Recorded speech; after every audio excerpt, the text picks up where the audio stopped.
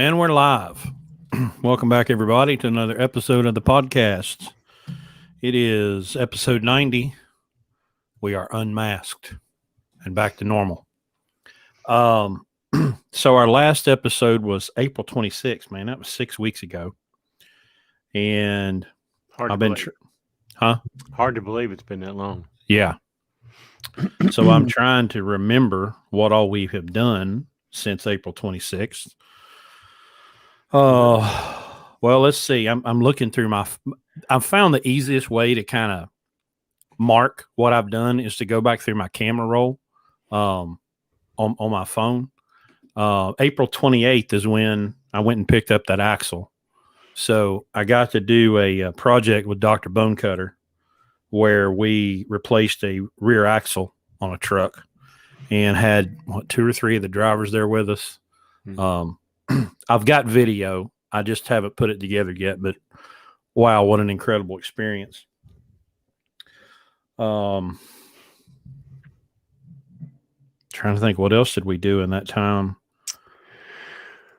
Well, we let's see. We had a orientation and added new driver right before that. That was right before that. Yeah, right before that.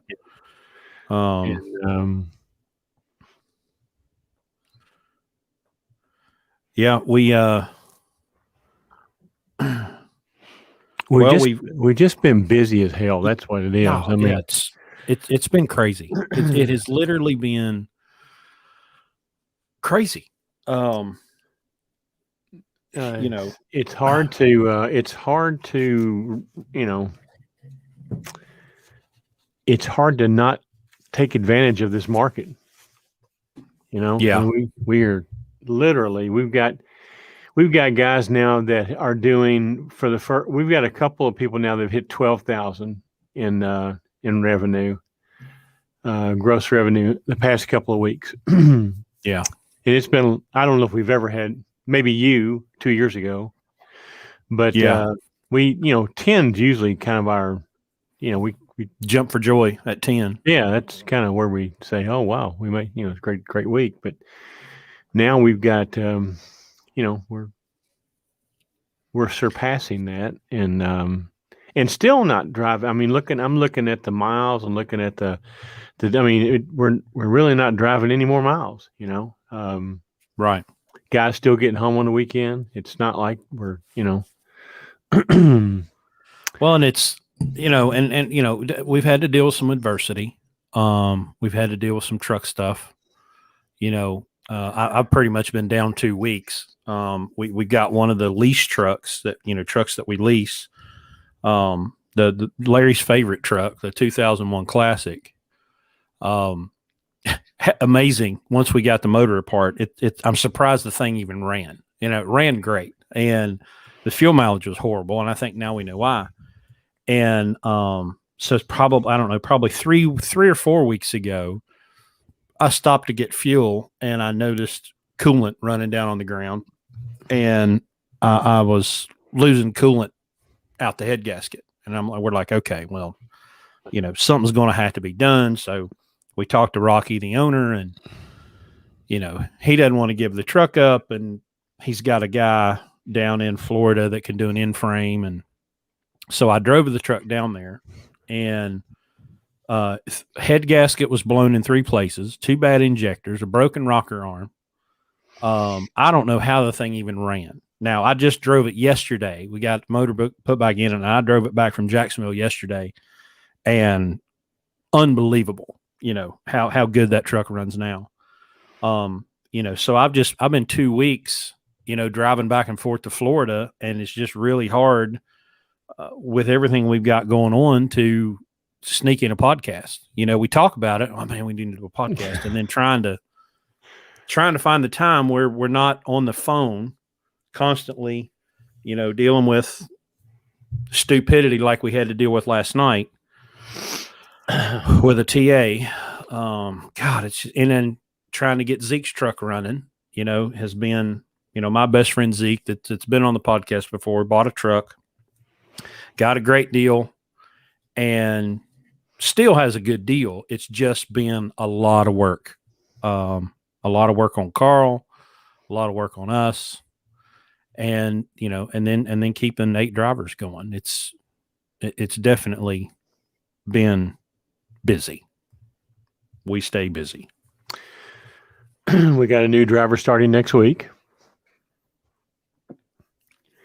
Yep, looking forward to that. Yeah, absolutely.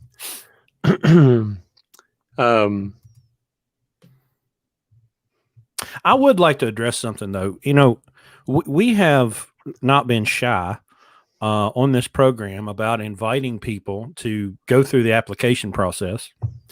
And we get applications. You go to blueribbonlogistics.com and you can click on the form and you can fill it out. But listen, y'all, gosh, it'd be awful handy if after you fill out that form, you would respond to our emails, calls, and texts. I mean, that would be, because it's a real challenge to receive an application from someone and then they'll never talk to you. I don't, it just blows my mind. But, well, we have a lot of that. We thought it might be because I reply to that application sometimes and it might go to junk.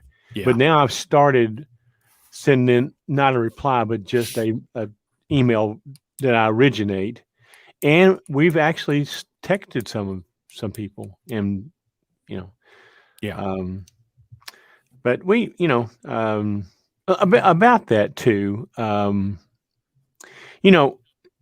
We have very limited opportunity. Right now, we have 1 seat available, and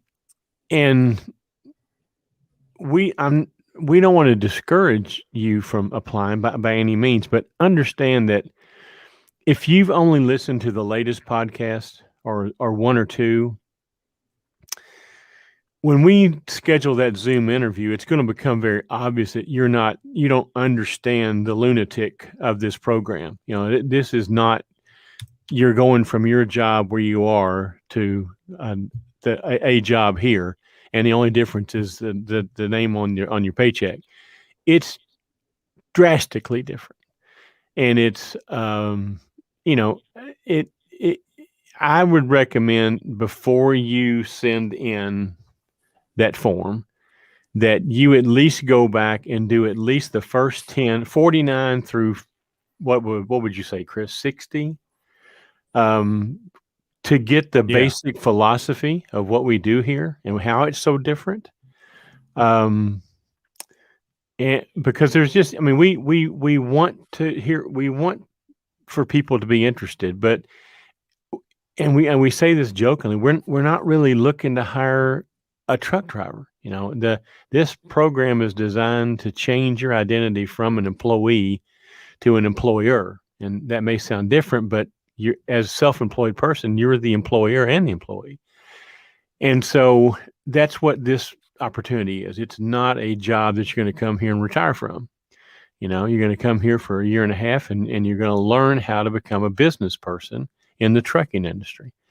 And so it does you no good to apply here, first of all, and not respond to us.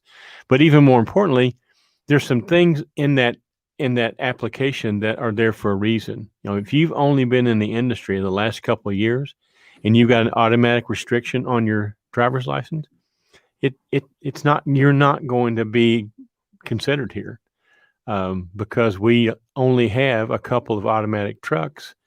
And it's important that you understand that probably the truck that you're going to buy for the first time is not going to be an automatic.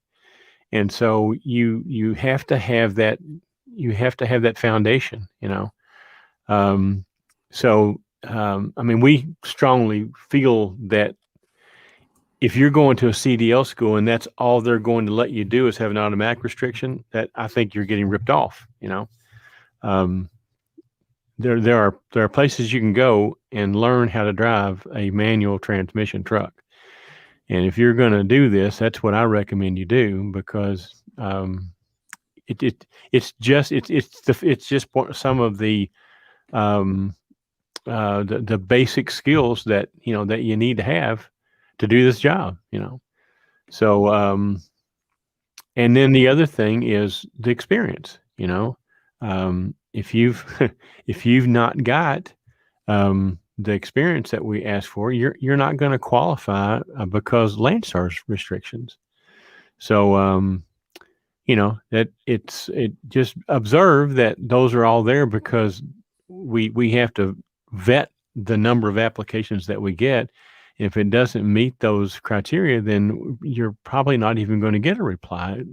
We've gotten so busy that we used to reply to everybody and just say, hey, you're going to have to go get a job somewhere and learn how to drive a manual, or you're going to have to get some more OTR experience or whatever. But now we get so many that we just basically just file away the ones that don't qualify. So yeah, I don't know. Well, and this automatic transmission thing, we we've got to do a better job as an industry. I think it's absolutely immoral. This automatic transmission restriction. I would love to dig into what idiot came up with that, because it's creating this level of slavery where you can't drive for somebody unless they've got an automatic. Well, I mean, let's guess who has all the automatics. Right. U.S. Express and Schneider, and it's great Right. for them, and it's terrible for drivers. So listen, if you've got friends and family that are thinking about getting this industry, make sure you tell them, God, for whatever you do not let one of these people stick you with an automatic restriction on your license. And I used to say that it didn't matter where you trained. Because up until the last few years, it really didn't. You could go to one of the big companies and you could kind of learn what you need, but absolutely don't go to a company that's not going to train you on a manual. If they're training on manuals, just go somewhere else. Find somebody that's going to train you on a manual, because to move beyond these giant corporations, you've got to be able to be proficient in driving a manual transmission. And if you want to come here, you've got to be proficient in driving a manual. And we just didn't, until the last few months, we just didn't really think it was that big a deal. But it's a game changer and it's a deal killer. If you can't drive a manual transmission, you're really going to struggle on a program like this. Well, and two, not just the automatic, but having experience driving a truck. I mean, we don't teach. This is not a driving school. Our assumption is you come here and you can drive the truck. You can park the truck. You can back it into a dock. You can do whatever you're proficient at driving a truck. Our program is to make you proficient at business and the industry, and how to become an owner operator and successful and stay in business. We there's no way we can teach truck driving, No. vacuum skills and all that. That you have to have that when you come. So you got to have that. That experience has got to be gotten elsewhere. It can't be. We don't teach that. So, dude, look at this comment. In Europe, they have the auto restriction for personal cars. Well, good. I'm glad we don't operate in Europe. So, yeah, I'd like to have some of those cab overs though. They got some pretty sharp cab overs over in Europe.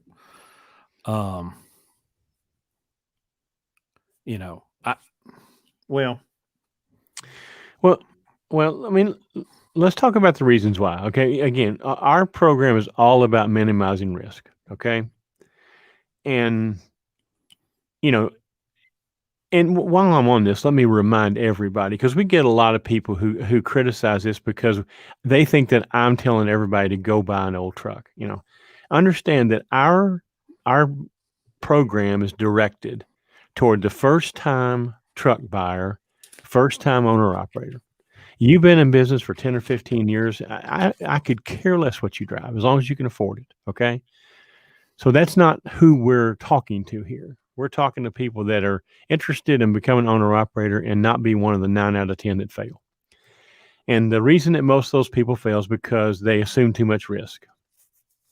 And just like emissions are more risk than we would like you to assume on your first truck, so is the automatic transmission. because you're going to buy an older truck because we want you to pay cash for it. And those older trucks with those older automatic transmissions tend to, were problematic. Let's just face it, the technology wasn't perfected.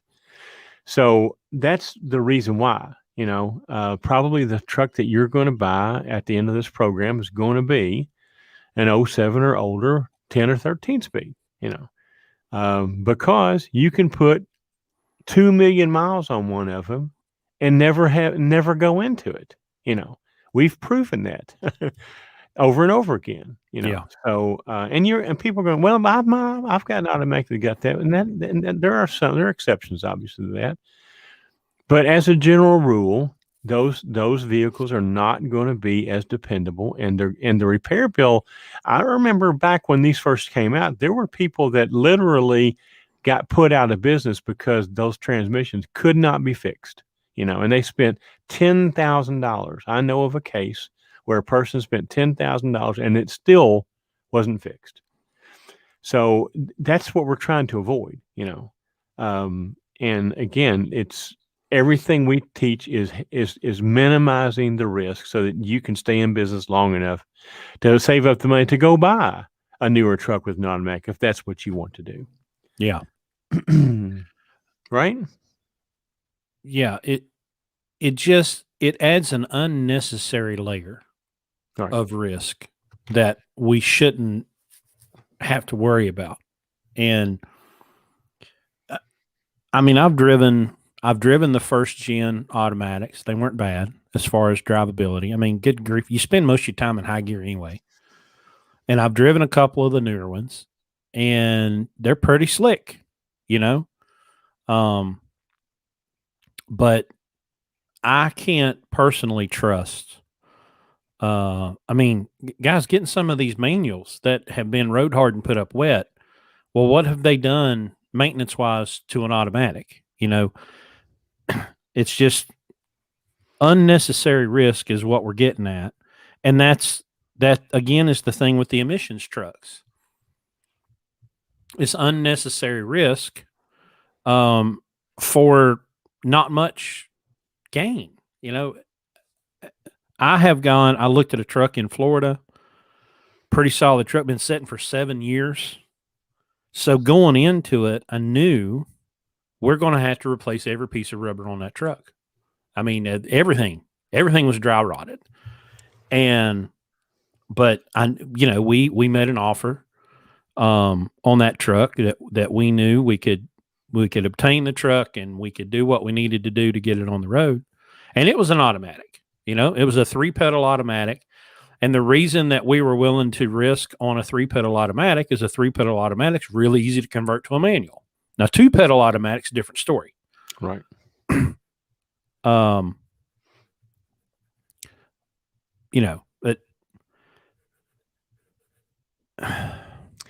another thing. We've been trying to buy trucks now since January, Yeah. And they're getting harder to find. Part of that's because everybody wants to get in the trucking business right now. You can fall off a log and make a lot of money in the trucking business. So everybody's out, this will free up. Just hang on for a little while. Wait till the worm turns and rates go back down and all those trucks will be on the market again. So, but it is getting harder and harder to find. And the ones we're finding have problems. They'll have, there's a ton of Mercedes motors out there right now because 2007 was the let me get this straight. 2004, Mercedes was the last engine to go EGR. So in 2003, you could order Freightliners with Mercedes engines and get them non-EGR. Okay. And so there's a bunch of those out there right now. And then there's a bunch of people who, from 2004 to 2007, a lot of the fleets bought them. And because they already had orders in, and then when the order got filled, it got filled with an EGR motor on it. And so those are all, they're showing up now, for sale, and we're finding a lot of those. Which I got the only one that was worth buying, so we're not looking to buy any more of them. Thank you. And automatics, and things like that. A lot of flat tops and just things that we typically aren't interested in. A-cert cats. Well, yeah, exactly. So, but just be patient, be patient. The other thing is, and we get this question a lot, what are you going to do when you can't get any more of those trucks? And I don't know if we've talked about this. I'm sure we have, but our strategy there is we just wait a little while until the 2016s, and newer are old enough that they fall in the price range that people can afford to go and write a check for one as their first truck. And then we can take that truck up to Pittsburgh Power and have the diesel force cleaning done to it, run the catalyst, and eliminate all the soot problems and the regen and the emissions problems on those trucks. So that will be our go-to eventually. When it gets to where we can't get anything like we buy now. But we're not quite there yet because first-time buyers, typically those trucks are out of the price range. Well, here's a comment from Mason. I'd like your thoughts about a truck I came across on Truck Papers, a 2014 Pro Star with a Cummins and a 10-speed 336, comes with a car hauler trailer. Well, again, at 20, somewhere in 2015 is when the OEMs kind of started getting it right. So I would probably pass on this truck being a 2014. If it's a 2015 ISX, I'm probably more likely to look at it, really go through it. But if it's got a DPF and it's burning DEF, you've got to just have about $3,000 in your acquisition cost to go have the diesel force cleaning done on it and get it cleaned out and then start running the catalyst so you don't have to worry about soot anymore. But unless a Carl kind of person goes over this 2014 Pro Star with the Cummins, it's got to be perfect. I mean, it's got to the suspension's got to be right. It's a 2014 has just got to be a really, really, really perfect truck and super cheap. But if that truck's any more than $22,000, I don't want anything to do with it. The dead spot for us is 08 through about 2015. There's just too much risk in the emissions on those engines. Too much. There's just too much risk. Yeah. If that's your first truck, I would say no. If that's your first truck, I would find that truck with a Detroit, but I would either back down to 07 or I'd wait and go up to another year. Yeah.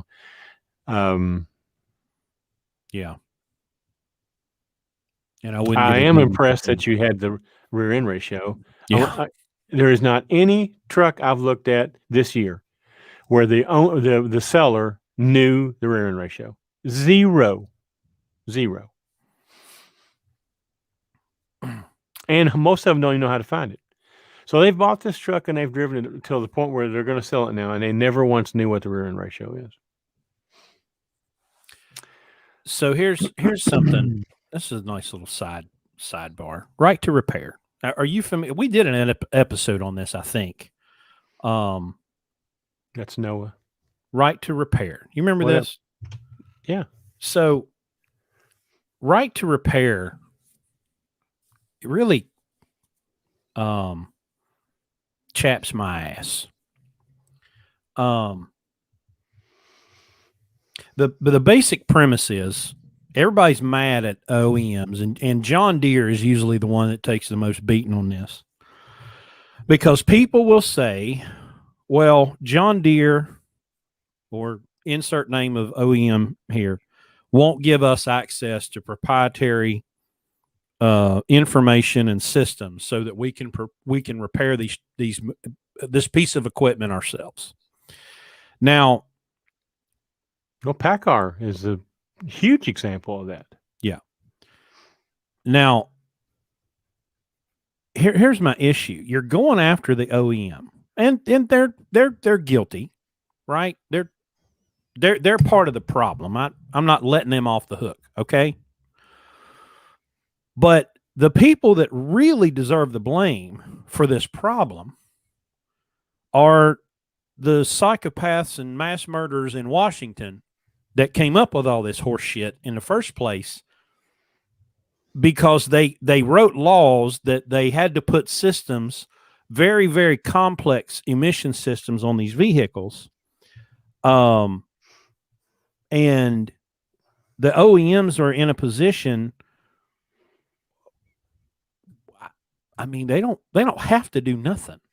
Now, I've got a Massey Ferguson tractor sitting up here in the shed, my brother-in-law's tractor. We've had emissions issues with it, and the dealer had to come and get it and fix it right where it's set. But we need to spread the blame around here a little bit, and let's make sure we're going after the people that are really the root cause of this. Now, I have a right to repair. Now I'll probably also have a right to modify if I need to. People delete systems and modify systems all the time. We don't do that because it's not worth, again, the risk.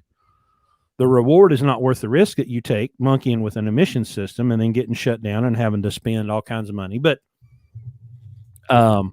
this right to repair thing, you're going after the wrong enemy here. You've got a group of people that created the problem. Now you're going to the people that created the problem, want them to fix the problem. Guess what? They're not going to fix the problem they created. So what do? Well, we can buy 1999 to 2007 trucks. We can buy 1950 to 19 whatever tractors, and we can just refuse to operate that equipment. But that's just my little soapbox, because I'm tired of listening to these people want to go to the state to have the state fix something the state caused in the first damn place. But I'm out. Well, I just noticed today, I think, or yesterday, I was looking for it while you were talking. I couldn't find it. One of these trucking Facebook pages put an article out about the government's going to put $3 billion into truck parking. Oh, good God. But that's bad enough. But listen to this. But here are the conditions. They're going to raise the insurance requirement. Okay. They're going to modify personal conveyance. And there were some other things, 3 or 4 other things. So here's what gets me. Okay. We're going to the government for a solution to a problem that we cannot seem to handle on our own. Right. And then we we get all of these other things as part of the bargaining chip because of this is what happens when we go to the government to solve a problem. They solve it in their own right way, way. But look at the price we're going to pay for that if that happens. The insurance is going to double. Who knows what they're going to do to personal conveyance? But oh God. And so again, but the first thing people want to do in this industry when they can't figure out how to solve it themselves is let's get the government to fix it for us. Detention. The government should guarantee detention. Well, yeah, they may do that, but this is all the unintended consequences that are going to come with that. Which, well, I'll get to that. Well, I don't remember who the quote was, but the 9 most terrifying words in the English language. I'm from the government and I'm here to help. I'm here to help. Yeah. Now, so Noah, sorry. All right, I chapped your ass. Listen, no, sorry. You were just, you were just there, and I just saw it, and it set me off. Park. Here, answer this one. What fuel mileage is that classic getting, Larry? It doesn't say Larry anywhere on there. It's lucky if it gets 6. Okay. Yeah. But that's not why we have it. It belongs to Rocky. Rocky's the MD alignment guy down in Jacksonville. He does, all of our alignments now since Chad has gotten so far away. And so, we're doing it as a favor to him and as a bonus to Chris, because Chris loves driving the big stupid sumbitch. Okay, so it's just sort of yeah, we have ulterior motives there, is all I can say. So Yeah, well, there ain't enough banks in Florida to hold all the money Rocky's making on those alignments, so he needed somebody to drive this truck, and right. but I'm telling you what, going forward in a straight line, there ain't nothing better. Now going backwards, that's a completely different story. Right. I have finally, after I don't know how long I've had it, 6 months, got to where I don't look like a complete idiot when I'm trying to back that thing in somewhere. These 67 point, yeah, 87 point turns, and yeah. So here's a question. Let's see. Can I pay y'all consultant fee to assist me purchasing a truck? Well,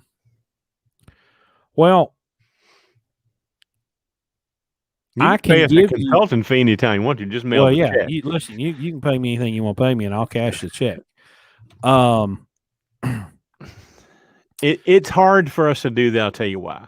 Yeah, because you can't accept anything that the seller says. Okay. Yeah. And you have to be able to go verify it, and you have to get it inspected. And there's just things. I mean, we've published the specs. It's not a secret what we want you to buy, but you're going to go find something that you fall in love with, and you're going to want us to justify you buying that. And you're probably not going to like how you spent your money, because that's not how we do it. That's why we haven't bought a truck since January, is because we don't go fall in love with trucks. We go and try to find every reason not to buy it, and usually we're successful.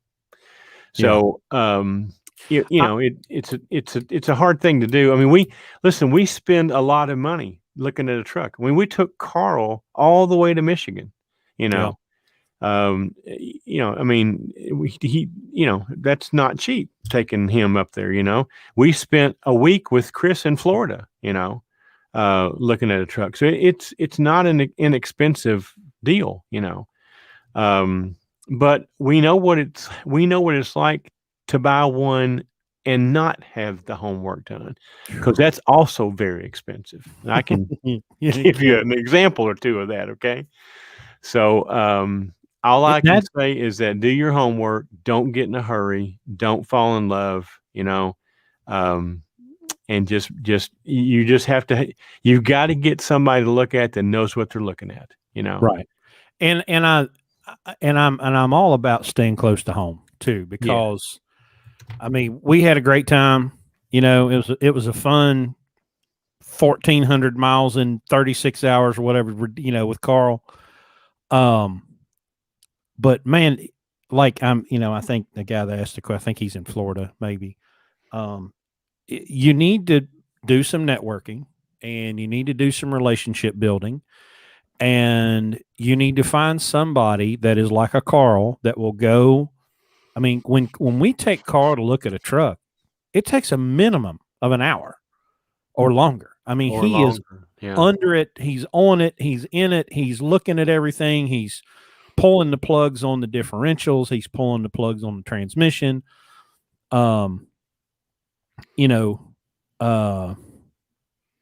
He takes his creeper. He takes all of his tools. Yeah. I mean, we freak out most sellers because you're not used to that, and because we listen to him talking. Well, give you an example of this Florida truck. Okay. The guy's talking. All right. The story was, it had been said, it had an end frame, had been done 100,000 miles on the end frame, and had been sitting for a couple of years. Okay. Mm-hmm. Here's how it worked out. Once we got down there and started peeling the onion back, the end frame was done in February of 2013. No odometer on the invoice. Driver supposedly drove it for 100,000 miles or about a year. And then he bought a California legal truck and started driving to California. And this truck sat for a couple of years. The only problem with that scenario is you can put 100,000 miles on a truck in a year. That puts it at 2014. This is 2021.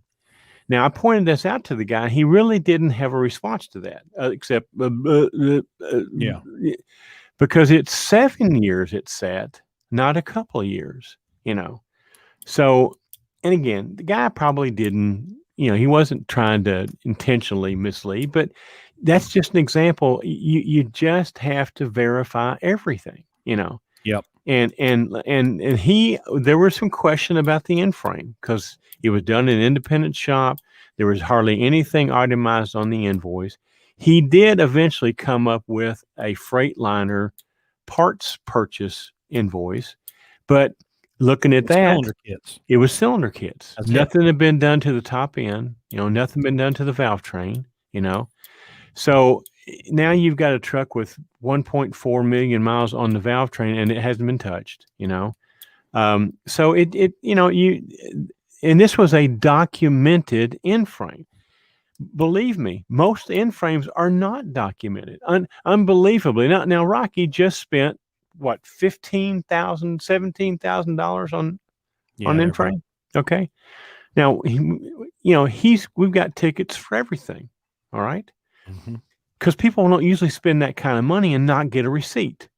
But yet you're going to find when you go buy these trucks with these end frames, all these people didn't think it was necessary to get a receipt after spending $15, $16, $18, $20, $25,000, which just, it's just complete bullshit. And so no ticking, no laundry, has zero value unless they can document that. And even then you've got to look at it and make sure the parts weren't, ordered from eBay, and, so you just have to really, really, really do your homework. You're probably not going to, buy it. You might, but we've looked at a lot of trucks and not bought one. Okay. This is June. We've looked at a lot of trucks and haven't bought one yet. So let's talk about end frames for just a second. Okay. Because a lot of people use that terminology. But what really is an end frame? What I consider an end frame is cylinder kits, new liners, new pistons, new rods, new bearings, a new head, new rocker assemblies, maybe new injectors. And that's it, really. By what most people consider end frame. Now, the red truck just got cylinder kits, a head, rocker assembly, injectors, manifold, turbo, radiator. I mean, this is pretty much everything under the hood, but the block and the crank has been changed. And it was done out of frame 600,000 miles ago. Yeah. So the block was trued and the crankshaft was trued because it had an in frame, no, it had an out of frame, and now it's had an in frame. Yeah. So, and it may have had who knows? It may have had an in frame before the out of frame. Yeah, exactly. But you've got to think, these engines, the block, when you do an in frame, leaving the motor in the frame, well, you can't take the crank out without taking the transmission out, Right. So when you do an in frame, your crankshaft stays in there. So if you do the normal in frame of 750,000 to $1 million, you're going to have to do that out of frame next because you've got a lot of machine work that needs to be done because that crank will start getting wonky in there after $1.5 million, $1.6 million. Mm-hmm. And so you've got line boring to do, you've got counterbore, you got a lot of stuff that's got to be done. Well, so when somebody says, "Oh man, it's had an in frame," really describe that. Yeah. What do you mean by that? And show me the parts, the price list. I mean, the parts ticket. Because again, even if you go to a Detroit shop, there's 3 different levels of in frame. Yeah. 3 different prices. One of them is the bare minimum. One of them includes all the stuff Chris just said, and some of them even include a turbo and all the other hang-on accessories. So it just depends on what I've paid $25,000 for an in frame before. Okay, so and you can go do an in frame for $10,000. So they're not all created equal. Yeah, you have to define that. Yeah. Well, so Noah's got another comment here. The shop industry is broken. Now there's a nice joke. Oh man, let us tell you about. Let us Hey, chap your ass a little bit here, okay? I'm gonna give you our most recent in the last 24 hours. Let me tell you what's happened, okay? In the last 24 hours, all right. We got a driver in, and I'm just gonna say it. It's in Whitsett, North Carolina, at the TA. Because I'm so pissed at that. Now I'm gonna save him at the end here. yeah. But last night, okay, we Probably had 6:30. 6:30. yeah, Yeah. what like Something like yeah, that. yeah. So we had a driver that went in there to fuel, turned the motor off, um, fueled, started it up, pulled up to go in and get his ticket and whatnot, and we came back out and it wouldn't start. So he goes to the shop and they're like, we won't get to you till 11 o'clock in the morning, which is Wouldn't even today. walk out there. Wouldn't look at it, wouldn't talk to him, just rude, you know. And oh, by the way, the phone number for that shop on the Doesn't work. internet at the TA freaking website, that phone number does not work. You can't call there and talk to anybody. We had to call our driver and have him hand his cell phone to these people to talk to. Well, that was today. Last night, Right. I called the TA here in West Virginia so I could hit the button to have the option to go to Road Squad. So we get road squad. So they say we can't touch until 11 o'clock today. Is what they said. And so we're blocking their fuel island. Okay, Yeah, we're literally sitting we're on the fuel literally blocking fuel.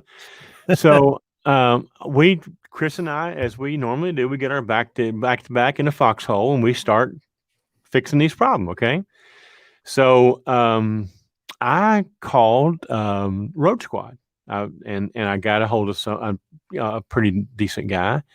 And I said, let me tell you what's going on here before you ask me all these crazy questions. Okay. We're blocking your fuel island in Whitsett, North Carolina. Okay. And your shop there, which we can't call, says they won't look at it till 11 o'clock in the morning. Remember, we're blocking your fuel island right there. Okay. Yeah. So he So laughed cool. and he said, well, we've got another location 20 miles away. I said, yeah, it's a Petro in Mebane.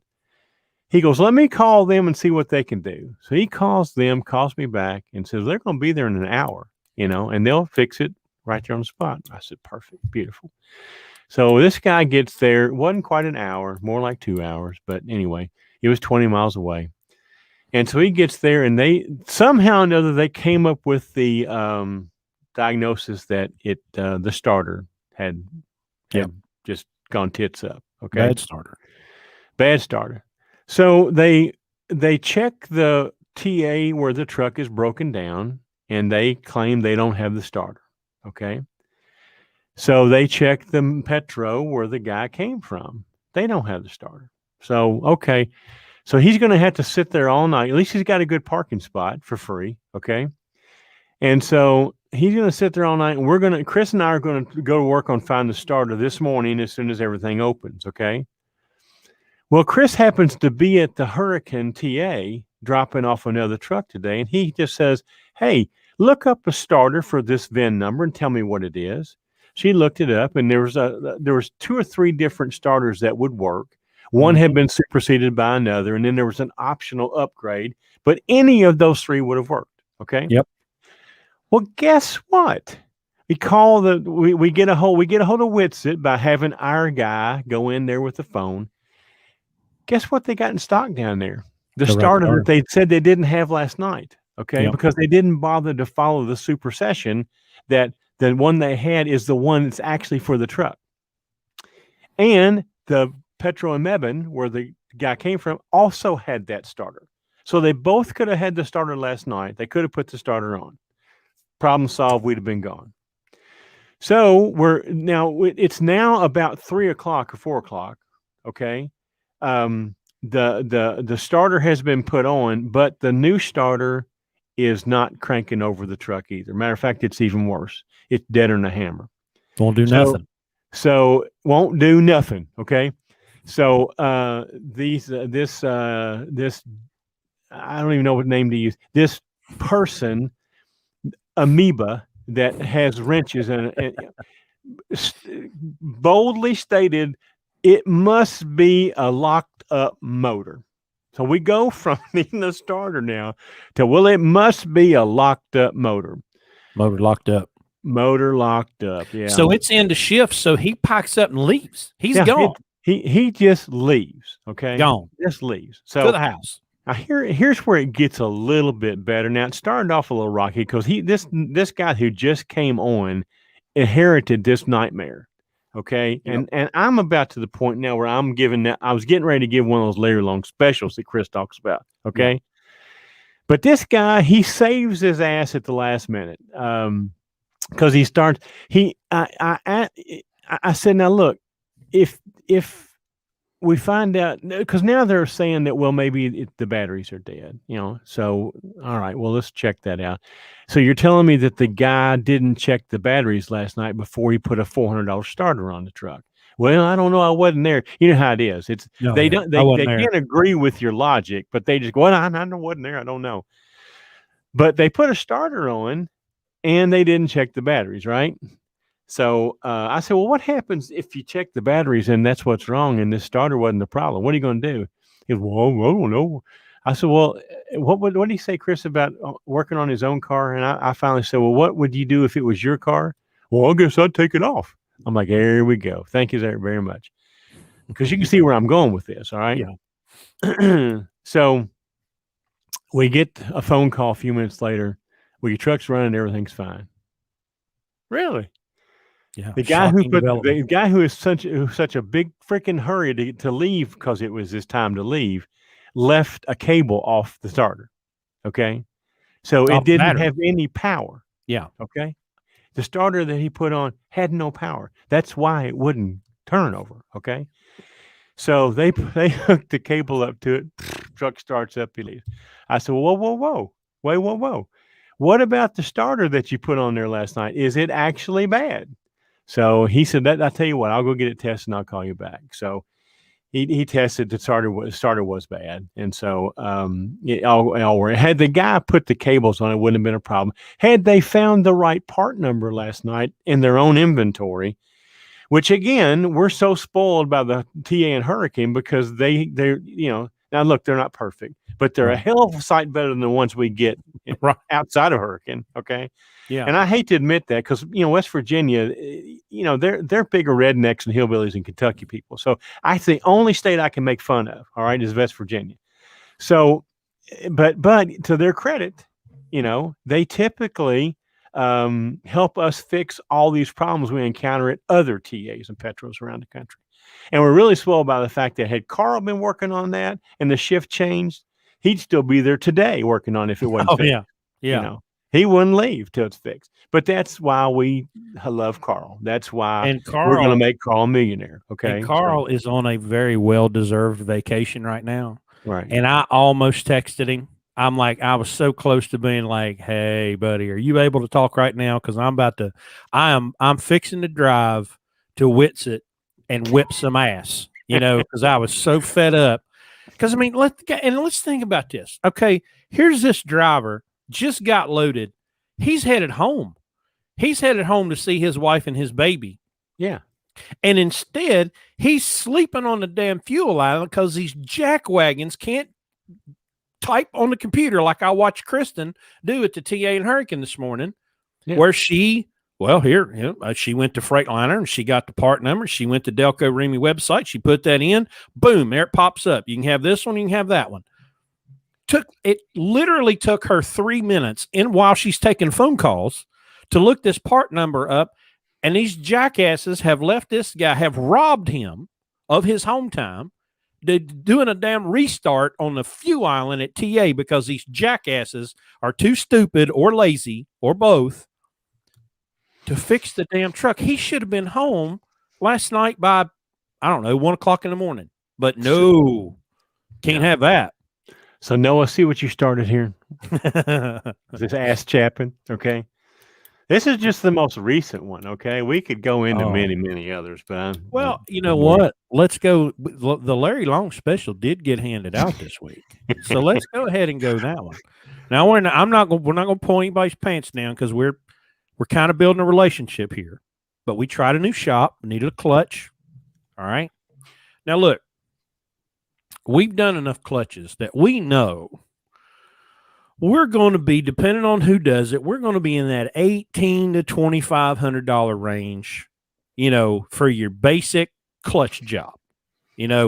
Pull the clutch, pull the transmission, change the clutch, put back in. Now, we know you've got input shafts that are a possibility. We know we got other stuff that's a possibility, and it can make that price go up. Especially on a 1,000,000-mile truck. Yeah, 1,000,000-mile truck. You have potential for other stuff to be bad, and we just know that price could go up $3,000. Depending on if you got to do a lot of stuff. So I call this shop, and I'm like, "Hey, we need a clutch," and he says, "We're 88 an hour, and it's around 14 hours." I'm like, "Okay, standard job." That puts us right at $2,000. Labor and parts for a clutch, about $2,000. So they call me on like day 4, and I get a voicemail. Hey, the bell housing is busted, which we've been down that road before. Cracked. Bell housing cracked. Yeah. Well, I think busted was the word he used, right? Okay. All right. He said, bell housing busted, cracked, whatever. Bell housing busted, gonna be $400. We'll have one tomorrow. I'm like, okay. I called him back and, hey, got your message. Put a bell housing on it. All right. So now in my mind, I'm $2,600, $2,700 because I got my standard clutch job plus a bell housing. So yesterday I called and, hey, where are we at on this Volvo? Oh, we got you done. Okay, great. Awesome. Well, y'all, I got to have that truck for a driver tomorrow. So why don't y'all go ahead and send me the bill and we'll get you paid. And the bill came and it was $4,200.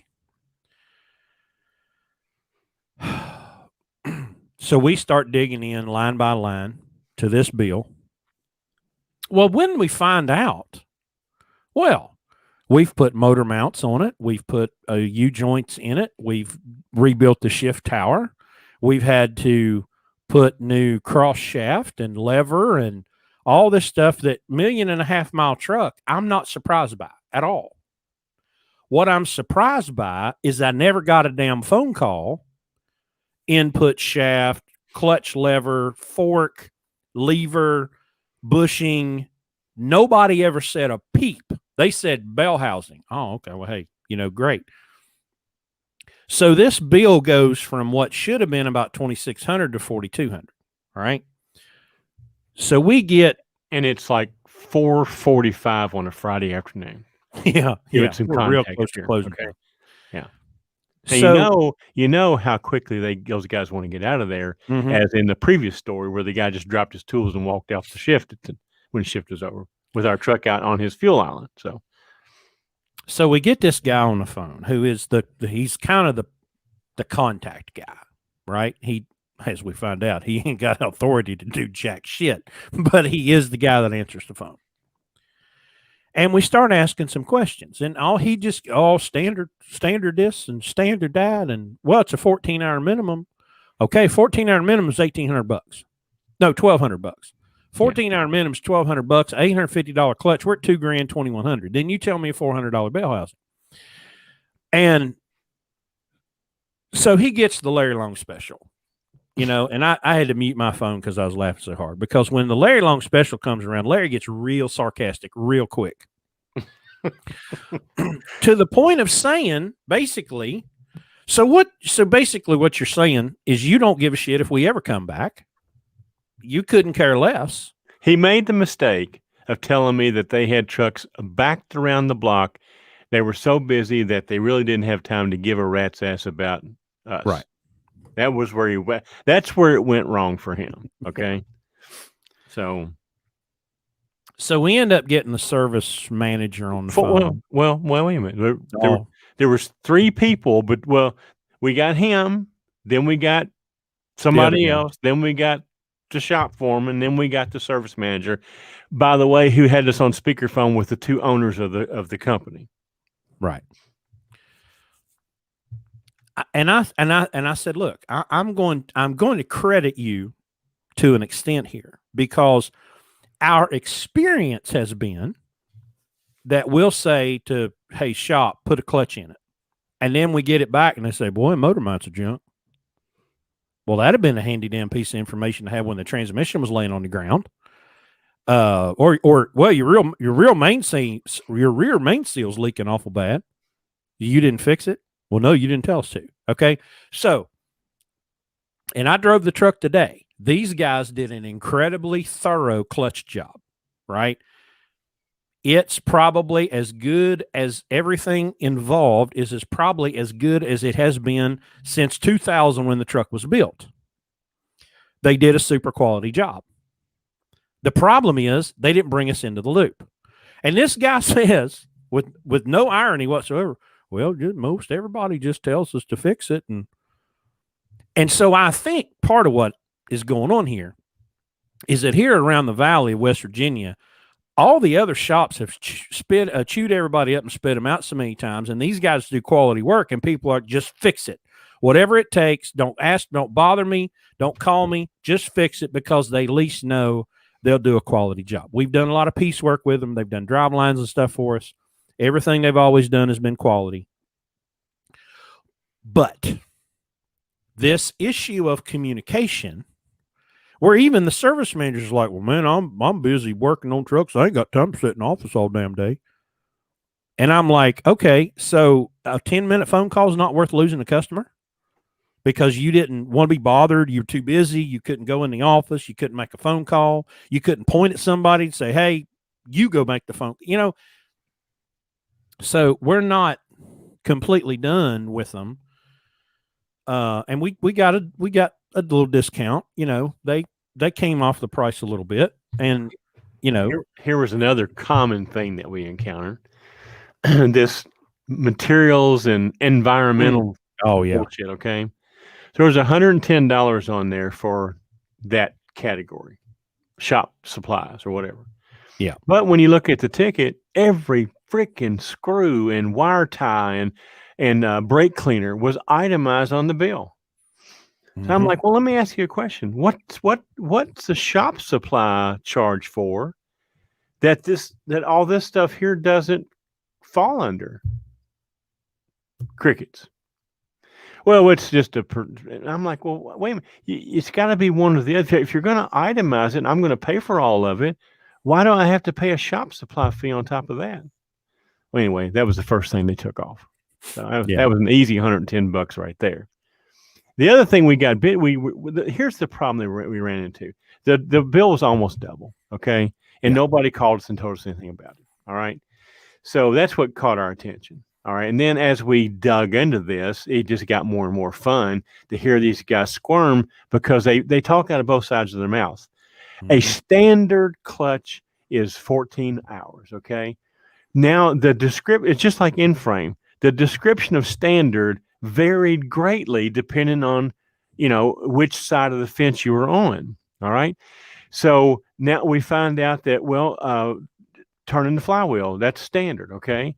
And when they were defending themselves, putting all these parts on, their defense was, well, most trucks have to have that. We don't call you because that's usually in. And then so when you start questioning that 14-hour standard charge, but that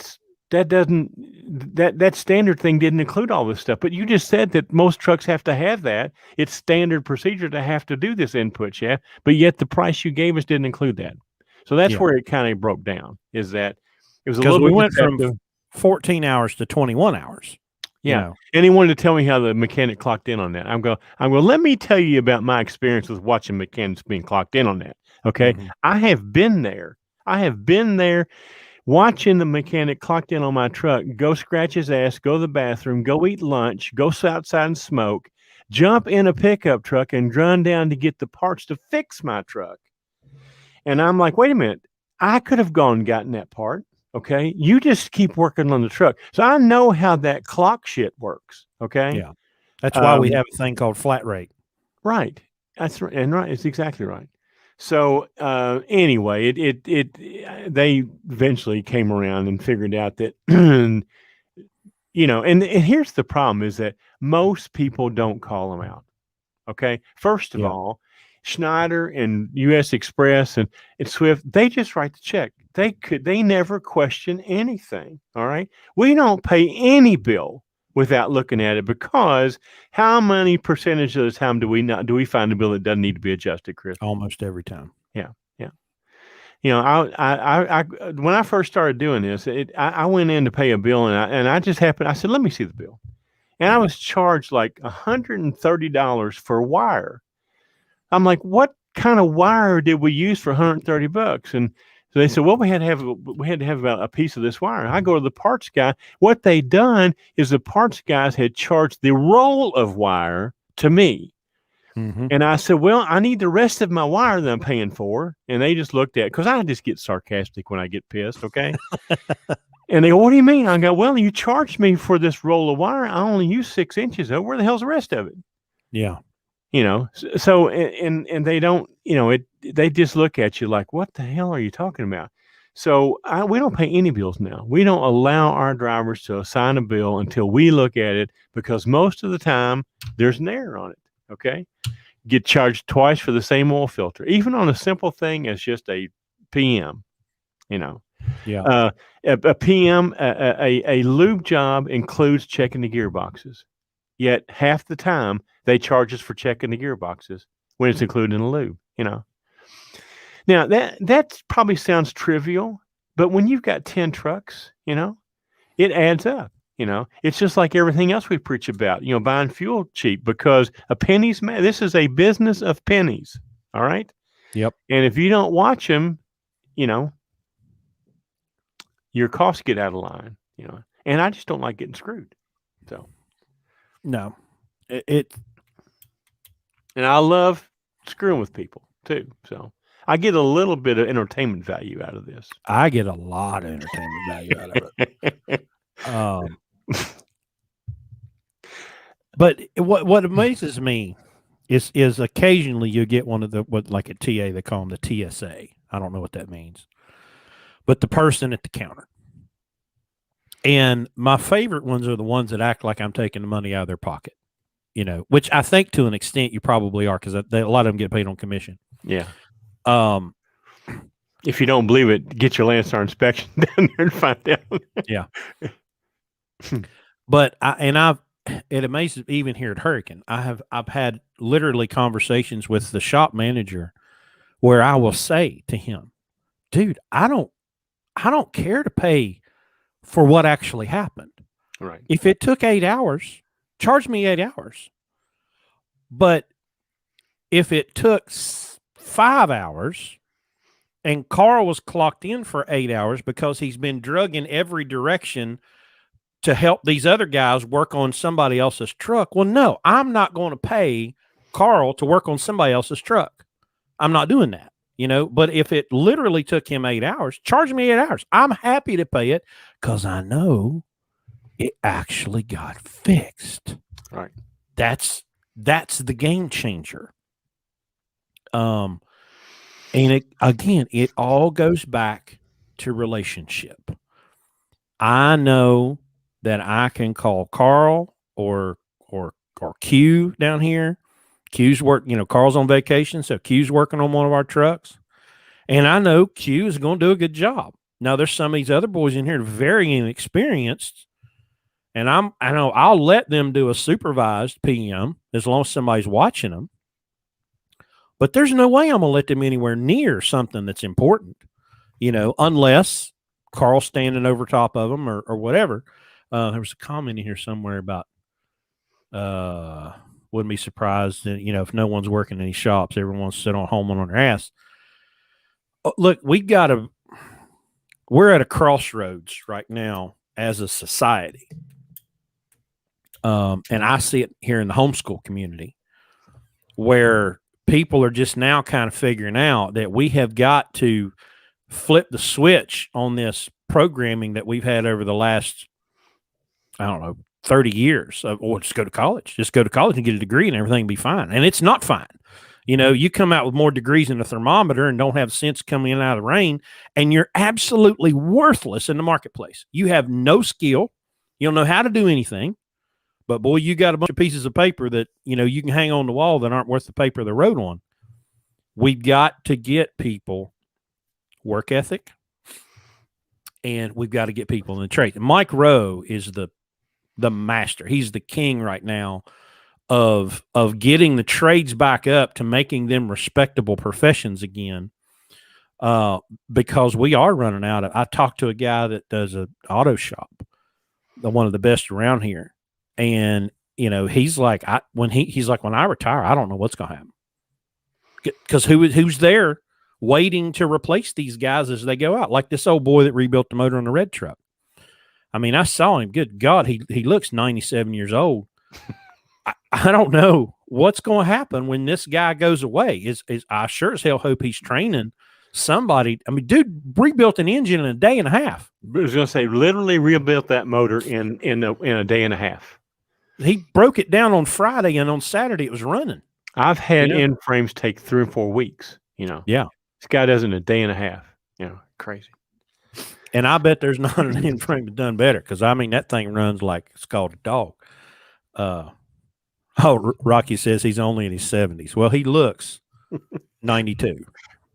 Well, but hell, he's 70 years old.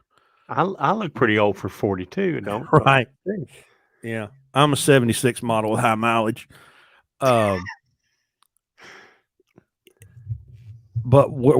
who's going to replace what's that old old George Jones tune? Who's going to fill their shoes? Who's going to do it? That must be some West Virginia kind of music. George freaking Jones. What's wrong with you? Not sure. Yeah. Rocky says, does it all by himself. So here's a guy in his 70s, rebuilds a Detroit engine in a day and a half, and super meticulous, attention to detail. I mean, dude, he painted it. He painted the damn block. I mean, that thing looks like $1 million, and it drives like it too. But like even watching Rocky got to watch an alignment or an inspection, and a dude comes in, rolls it in, and Rocky does his thing backwards and forwards and all that stuff. And we're taking measurements, and he's got the lasers out, and we look back down the driver's side, and one of the drive wheels is like pointed the wrong direction. And we start looking, and it's like, well, there's a new spring and a brand new wheel, 2 brand new wheels. And we got to looking. We're like, he asked the guy, he's like, has this truck been hit? And the guy's like, oh yeah, lady in the car, she hits the fuel tank, and well, the damn axle was bent. Rocky's like, I can't line this truck. The axles, the whole case, or not casing. What am I trying to say? Housing. The whole housing is bent. He puts the laser on, to try to hit the target, and it's like over on the other wall, but here, I mean, I've got to assume this was an insurance job. New axle, new bushing, probably new shock, new tires, new wheels, and the damn axle's bent. And they just, here you go. And he rolls off with it. And I can't imagine what that thing drives like, but they just shipped him on his way. And I guarantee you, he could have went to a TA and they'd said, oh, it's in the green,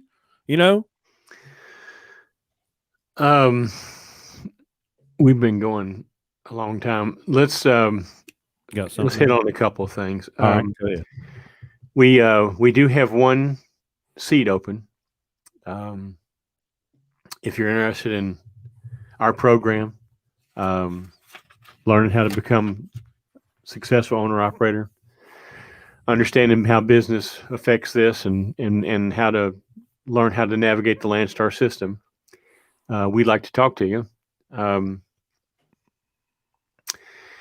We've got we've done a couple of these what we call live events. In the past we've done them in conjunction with one of our orientations for our new hires, and we've decided not to do that anymore because it's just too much information to try to do in one weekend, and so we're going to separate them.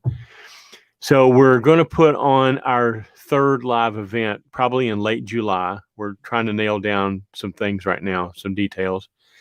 But since it's not going to be in conjunction with one of our orientations, we don't have to have it in West Virginia. So we're going to try to find some place that's easier for you guys to get to. Obviously, we'll have truck parking. So we're looking at, Columbus, Cincinnati, Indianapolis, Louisville, Nashville, something like that might be more. And also, instead of it being Friday, Saturday, it'll now be Saturday, Sunday. So you don't have to lose a day of work to come to it. We've got about 20 people who have already said that they want to be there. So if you're interested, let me know. Get a hold of me and let me know. It's $250. If you end up using any of our services, that $250 applies to that service. So it really doesn't cost you anything. If you end up just coming to the thing, I guarantee you we'll save you. I think the last one we did, we figured out how much did everything we taught. What would it have saved us? It was over $100,000, wasn't it, Chris? Oh yeah. The savings that we teach. So certainly be worth your while. We'll put the dates out very, very soon and the location. You can go to blueribbonlogistics.com/opportunity and fill out this form. Put what you can in there. If you don't have a truck or if you're not at Landstar, but you can fill out this form and then we'll get in touch with you if you want to come to the next event. What are we thinking? Late July, probably the third or fourth week in July. We've just got to, since we're not having in West Virginia, we've got to nail down the facility, and a lot of it will depend on how many people end up, wanting to come. So now the live event is for anybody. There is a lot of Landstar stuff in it. So if you're new with Landstar or you've been at Landstar a short time and you're struggling, this would be really good for you. If you're thinking about coming to Landstar, it'd be super thing for it. If you're just thinking about buying a truck and being an owner operator, I very much come here, and probably don't buy a truck till after you come here. Okay. And again, we're not going to beat you up or anything. If you have a truck that we wouldn't buy, that we'll just make the best of it. Okay. We'll teach. The last one we had people there that, there's not trucks that we would buy, but I mean, I'm working with one of them now, and we'll make the best of the situation as best we can, and at least show you some things that you maybe didn't know before and prepare you for it a little bit better. So, it's two pretty information packed days. And we do a lot. I got all of my trucking knowledge from being part of Kevin Rutherford's CMC over the years. I think I did 9 of them. And, we basically teach a lot of that in 2 days, plus the Landstar part of it. So anyway, if you're interested, let us know. Larry at blueribbonlogistics.com, Chris at blueribbonlogistics.com. And we're going to be in orientation next weekend with one of our new hires, so we won't definitely be doing a podcast, but we'll try to get back and be a little more regular as we have time to do. We do have mentoring especially for Landstar people that need help. We can dispatch, we can coach, we can help you with your accounting. All that is in our mentoring program that's on our website. You can look at very reasonably priced, and it'll stay that way until we can't handle it anymore. So if you're at Landstar and you need some help with load selection or how to navigate the system, or if you just don't understand all the business aspects of owning a truck, we can coach you one-on-one. So that's our plug. So what do you think, Chris? We done?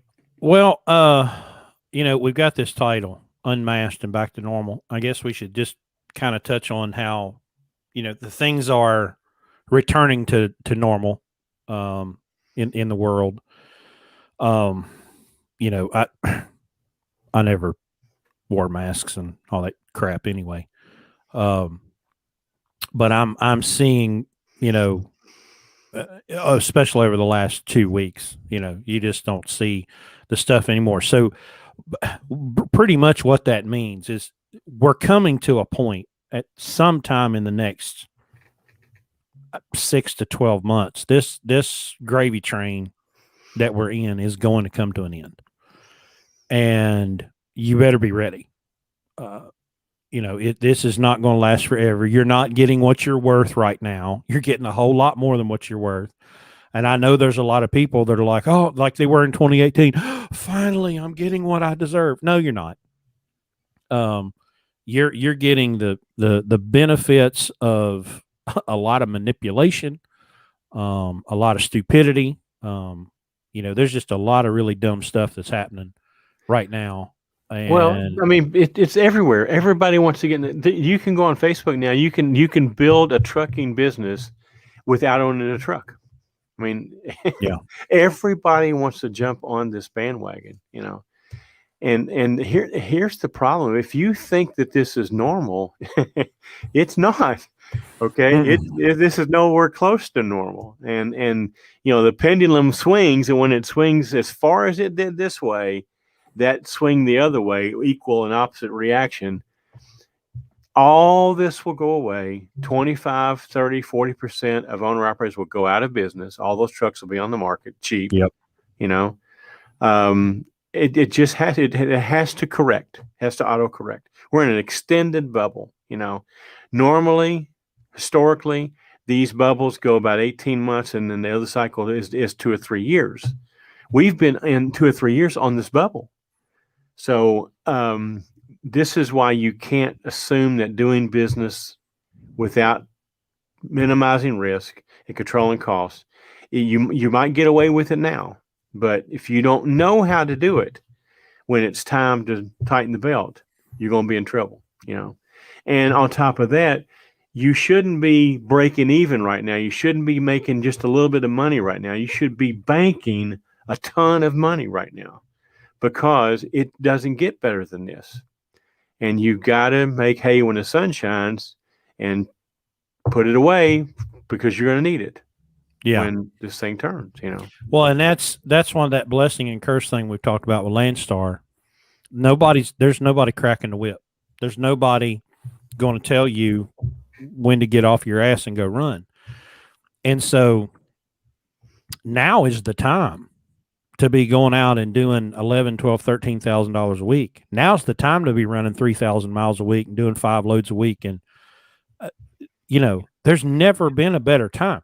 Wait until the pandemic hits, wait until the rates crash to go on vacation.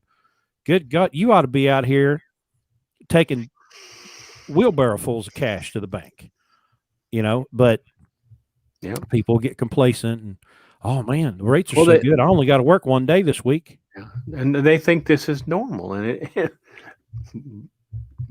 trust me when I tell you this, it's not. I've been through 2 of these cycles now, in 09 and 14. I know what it's like. And a lot of guys have to park their trucks or lose their trucks. I'm going to give you one little sob story before we go here, because I had a phone call this week that broke my heart. All right. This lady saw us on, I guess it was Facebook or something. We were having a discussion. Anyway, she calls me. Her husband lost his job, truck driver. Okay. His company went out of business in May last year because of the pandemic. He lost his job. So he was unemployed and decided in September, because he couldn't find a job, which that's a different story. So he signed a lease purchase in September to buy a truck and go to work for Landstar. Okay. So he leases his truck. He comes to Landstar. His truck payment was over $800 a week. 2016 Kenworth T680. All right. So to make that truck payment, and this is his wife calling me, okay, not the driver. All right. To make that truck payment, he was home 2 times between September when he signed the lease purchase and April 27th when he had a stroke and had to go to the emergency room and couldn't drive anymore. So September through April, almost May, he was home twice. No wonder he had a stroke. Yeah. But now he's been off for a month or so, and he wants to come back to work, but because he had a stroke, DOT won't allow him to get his medical card back for 1 year. So now he's got the truck payment and, of course, all of his household bills that he can't make. So they're calling me, asking me, what can I do to help with this truck, you know? And I'm like, here's the problem. I said, we could put a driver in your truck, you could put a driver in your truck, but you're going to have to pay the driver about $2,000 a week to get one that's worth having and to keep them. Yep. And you're going to end up making about $1,000 a week by doing that. Okay. And you're going to make your truck payment and a couple $100 and that's it. Yep. And let's back up a little bit and talk about this truck. We are running exactly that truck for another BCO. And he literally wrote a check and bought that truck for $20,000. Now, $800 a week time in a year is $40,000, and it's a 3-year lease. That's $120,000 that family's going to pay for that truck if they can afford to keep it. For a truck that I know you can go pay $20,000 or $30,000 for cash. This is what we talk about. That's how people get in the owner-operator business. Lease a truck, bring it to Landstar. I've heard Dave Ramsey say over and over again, just because you can make the payment doesn't mean you can afford it. Yep. And when he bought the truck, I'm sure he thought he could make the payment. But shit happens. Yep. Now where is he? Now, if he'd paid cash for a truck, number one, he probably wouldn't have had a stroke because he wouldn't have been on the road without going home for 6 months. And number two, even if that happened, he would have had no truck payment.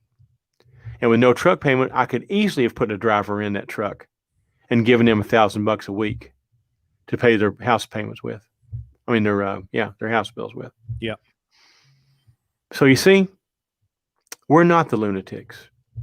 People that do business like that are lunatics, and they come to us to help them when they step in it.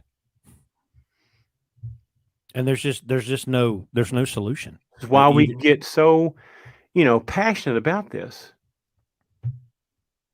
And then on top of that, they have nothing in reserve to fix that truck. 2016. We just spent $1,000 doing an oil change on one of them. Yeah. Okay. So, we don't just make this stuff up and do it just because we hate people. It's just the opposite. We just want you to, if you're going to do this, do it in a way that you can survive it. People ask, well, what's the biggest reason how all these people fail? Why? There's the reason why. The reason why. Assume too much risk and don't have the knowledge and experience to know that. Anyway, hate to leave on a downer, but that just happened. I mean, that was this week. Yeah. And I said, look, there's nothing I can do. I mean, I can make that truck payment for you and I can keep it running, but you can't afford the maintenance. Yep. You don't have the reason. Exactly. What are you going to do when that $700 bellows goes out? That goes out on every one of them, Yep. So it's just, and I said, look, I hate to tell you this, but your husband can't drive a truck for a year. He's going to have to go get a job. You're going to have to let this truck go. I mean, I hate to say that, but that's the only solution I see here. So anyway, till next time. Yeah. Well, don't do stupid stuff. Okay. Don't buy stupid stuff. Don't buy stuff you can't afford. Save your listen, if you're not making a ton of money right now at Landstar, you got to ask why. Yeah. I mean, there's people that should be making clearing like profit 200 grand, 200 grand. 250 grand. Exactly. Right now, I'm talking about general dry van freight, not doing double drop deck, RG, and all that kind of. I'm talking about regular freight. Yeah. Because And if you're not, and you want to learn how, hey, call us up. We'll show you. Now you got to listen. We've had some call, but you know what they want? They want to make what we make, but they don't want to change what they're doing. Yeah. Oh, I don't drive up in the east. So I don't know. No. I don't like going to Pennsylvania. I don't like driving in Pennsylvania. Or, look, you can't do what you always done and expect different results. We all know what that means, right? So if you want us to help you, we'll help you.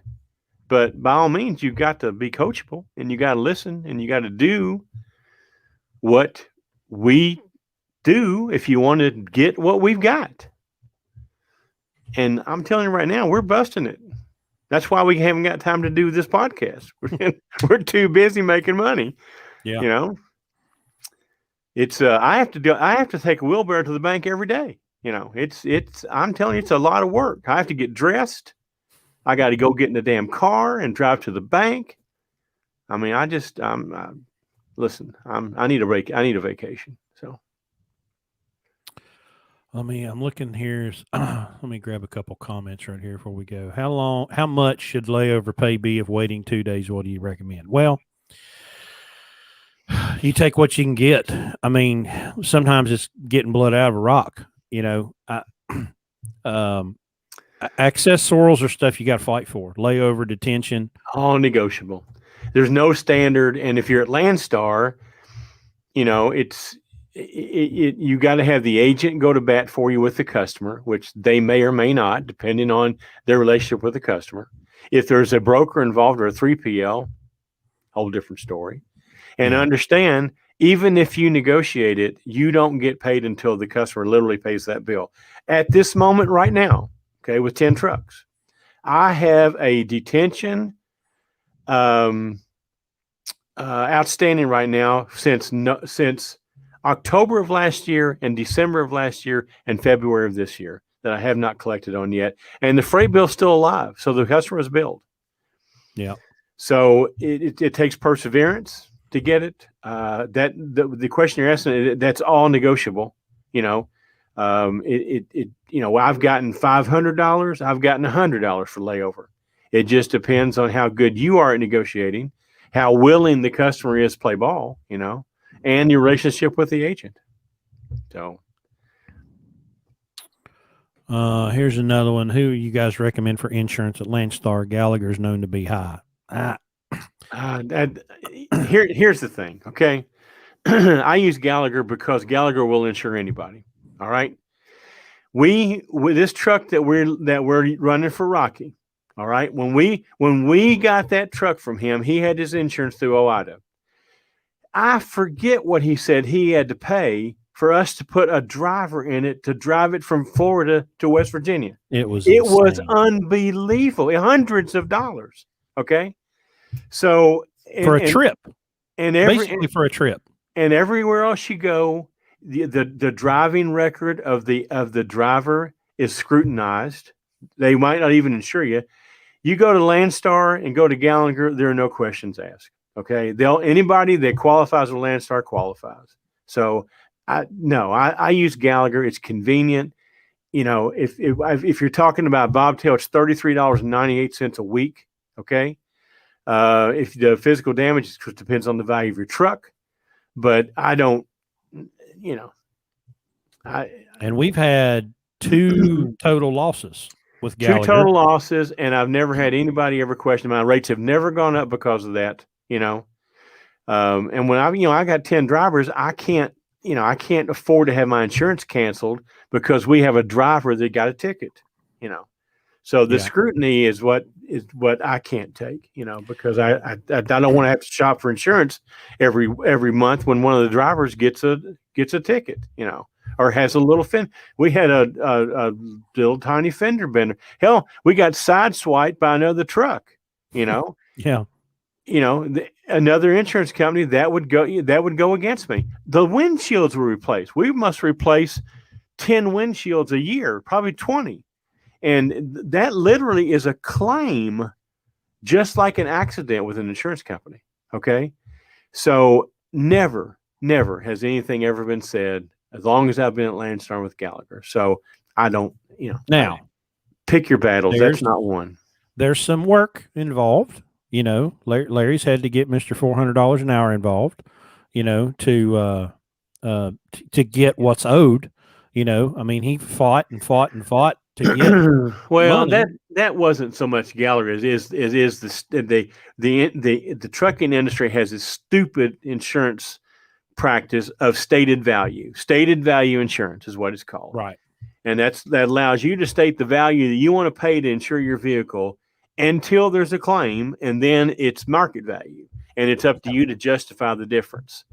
So yes, I've had to do that a couple of times because my 2007 Columbia with a Mercedes engine with 1.8 million miles on it when it got totaled was not the same as 4 or 5 other comps that you pick out off truck paper, and you have to be able to document that and prove it and go to bat for it. And I went as far as I could go. Then I had to get the tiger by the tail and get my $400 an hour attorney involved.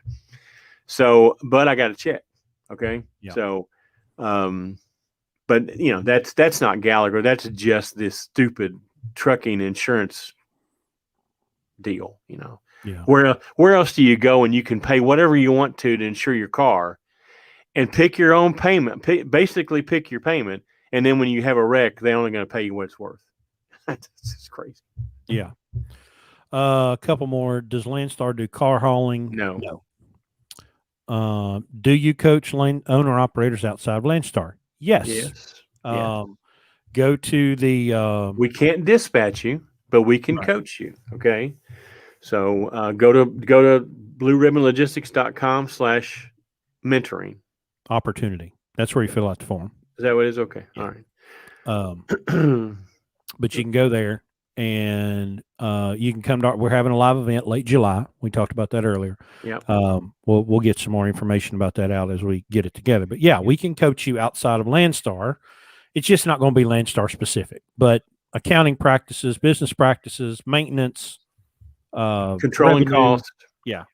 Raising revenue, lowering cost, all that stuff. Improving your fuel mileage, everything to help you stay in business. Yes. It's universal. The only thing about Landstar is we can also teach you how to navigate the Landstar system, Yeah. But last one here. The market is off the hook right now. Get it while the getting is good. You got that right. Or preach, because you got that right. It's going to come down. If you're not banking right now and you're not investing right now, shoot, I even bought Landstar stock last week. Yeah, I did. I'm now a Landstar stockholder. Look at me. Yeah, but now get you some crypto. I got it. Well, I'm actually looking at that a little bit. So, but anyway, now's the time to chuck the money away because it's easy to make right now. Yeah.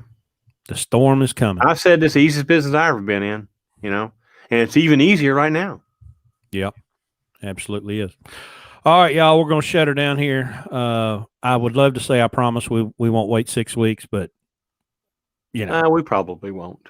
We'll be pretty excited after having this new driver started, and we've got to tell everybody about this live event anyway. We got to get that nailed down in the next couple of weeks. Yeah, because we want to give people a month's notice anyway. So yeah, it'll be the last couple of weeks in July for sure, on a Saturday and Sunday, somewhere in Ohio, Indiana, Kentucky, Tennessee, something like that. We'll be on a major interstate, and there'll be a truck stop right next door. That's our criteria. So, yeah. All right, that's it. We'll see y'all next time. Good night, everybody.